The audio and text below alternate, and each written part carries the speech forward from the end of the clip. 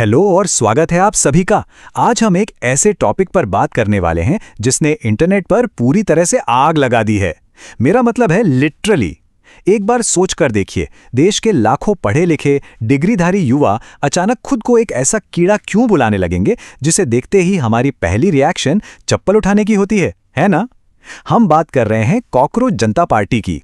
ये एक ऐसा अजीबोगरीब डिजिटल फिनोमेनन है जिसने लाखों बेरोजगार युवाओं का ध्यान अपनी तरफ खींच लिया है। तो आइए समझते हैं इस पूरे बवाल के पीछे की असली कहानी क्या है। तो अब एक सबसे बड़ा और थोड़ा अजीब सा सवाल उठता है, क्या कॉकरोच वाकई इस सिस्टम को बदल सकते हैं? सुनकर थोड़ा अजीब लग रहा होगा, पर सोचिए, जिस कीड़े को हमेशा घृणा की नज़रों से देखा जाता है, जो हमेशा किसी अंधेरे कोने में छुपा रहता है, आखिर वो एक इतने बड़े मॉडर्न डिजिटल प्रोटेस्ट का फेस कैसे बन गया? ये समझना वाकई बहुत दिलचस्प है। आइए जल्दी से देखते हैं कि आज हम किन बातों को कवर करने वाले हैं। हम समझेंगे कि आखिर ये सीजेपी है क्या, इस नई बगावत की शुरुआत कहां से हुई, इसमें शामिल होने के लिए क्या क्या यूनिक क्वालिफिकेशंस चाहिए, इनका मैनिफेस्टो क्या कहता है, और सबसे इंपॉर्टेंट, इस पूरे इंटरनेट सटायर के पीछे की असली गहरी फ्रस्ट्रेशन क्या है।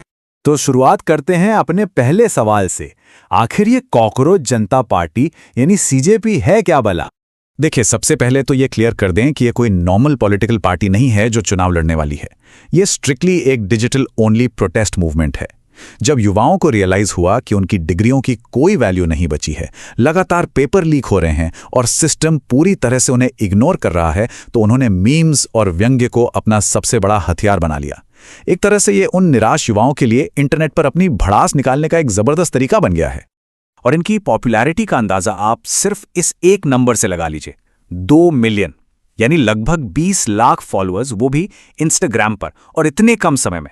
ये कोई मामूली आंकड़ा नहीं है। सोचिए, बिना किसी सड़क पर उतरे, बिना किसी रैली या रोड शो के, सिर्फ और सिर्फ सोशल मीडिया के दम पर इतनी तेजी से लोगों का जुड़ना, ये क्लियरली दिखाता है कि ये मुद्दा कितने लोगों को गहराई से टच कर रहा है। अब चलते हैं अपने अगले हिस्से की तरफ। देखते हैं कि इस पूरे बवाल की शुरुआत आखिर हुई कहां से। वो कौन सा स्पार्क था जिसने इस वायरल आग को भड़काया? तो ये क्रोनोलॉजी ध्यान से सुनिए। बात है 15 मई 2026 की, जब सुप्रीम कोर्ट की एक सुनवाई के दौरान कॉकरोच और पैरासाइट्स यानी परजीवी जैसे शब्दों का जिक्र हुआ। बस फिर क्या था, कुछ ही घंटों के अंदर इंटरनेट पर एक भारी बैकलैश शुरू हो गया। अगले ही दिन अभिजीत नाम के एक शख्स ने एक्स पर एक गूगल फॉर्म शेयर कर दिया, और लिटरली देखते ही देखते कुछ ही दिनों में हजारों युवाओं ने उस फॉर्म को भरकर इस डिजिटल पार्टी को ज्वाइन कर लिया। यहां पर एक बहुत जरूरी फैक्ट क्लियर करना बनता है।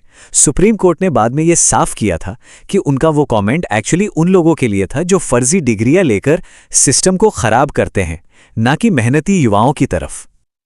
लेकिन हम सब जानते हैं कि इंटरनेट कैसे काम करता है। क्लैरिफिकेशंस बाद में आती है और आउटरीच पहले वायरल हो जाता है।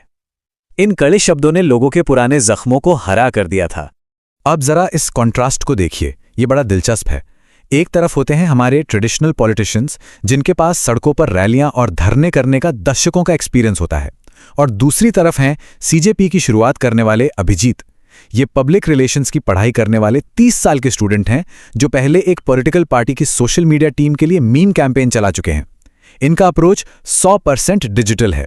ना कोई पोस्टर, ना कोई स्टेज, बस शार्प मीम्स जो सीधे अपना असर छोड़ते हैं।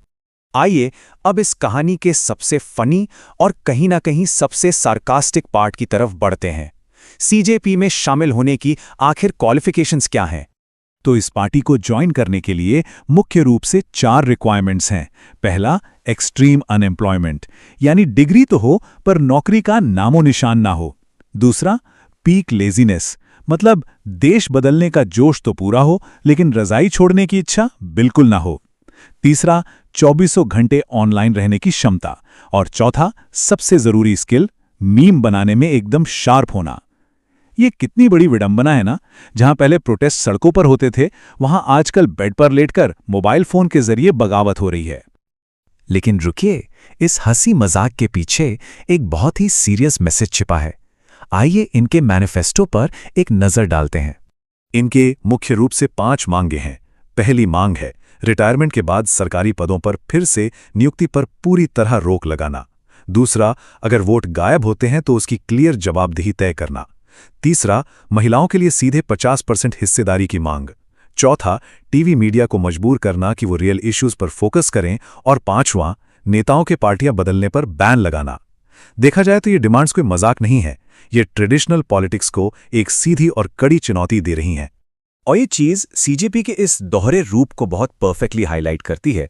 जो चीज बाहर से देखने में सिर्फ मीम मेकिंग लगती है, वो अंदर से मीडिया अकाउंटेबिलिटी की मांग है। जिसे वो अपना पीक लेजीनेस कह रहे हैं, वो एक्चुअली पॉलिसी रिफॉर्म्स का एक तरीका है। और जो ऊपर ऊपर से सिर्फ डिजिटल ट्रोलिंग लग रहा है, वो डीपली डेमोक्रेटिक इंटेग्रिटी को बचाने की एक पुकार है।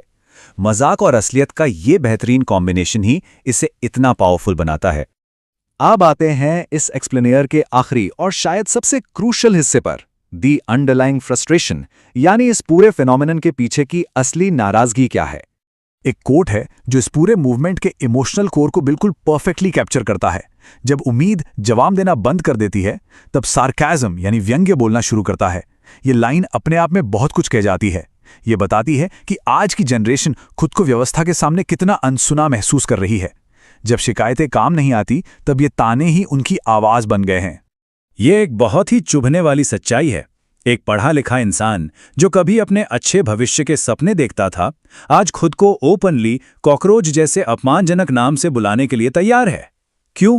क्योंकि सिस्टम से उनका भरोसा टूट चुका है। ये सिस्टम की गहरी उदासीनता के खिलाफ एक कड़वी प्रतिक्रिया है। उन्होंने जानबूझकर इस नाम को अपनाया है ताकि सिस्टम और समाज आखिरकार उन पर ध्यान देने के लिए मजबूर हो जाएं। तो अब सवाल ये उठता है, क्या ये कॉकरोच जनता पार्टी सिर्फ एक टेम्परेरी इंटरनेट स्पेक्टिकल है जो कुछ दिनों में गायब हो जाएगा, या फिर ये एक बहुत ही सीरियस इंडिकेटर है कि एक पूरी जनरेशन का इस सिस्टम से कंप्लीटली विश्वास उठ चुका है? जब फ्रस्ट्रेशन मीम्स का रूप ले ले और निराशा हास्य में बदल जाए, तो इसके दूरगामी परिणामों पर विचार करना बेहद जरूरी हो जाता है। चैनल को सब्सक्राइब करना ना भूलें।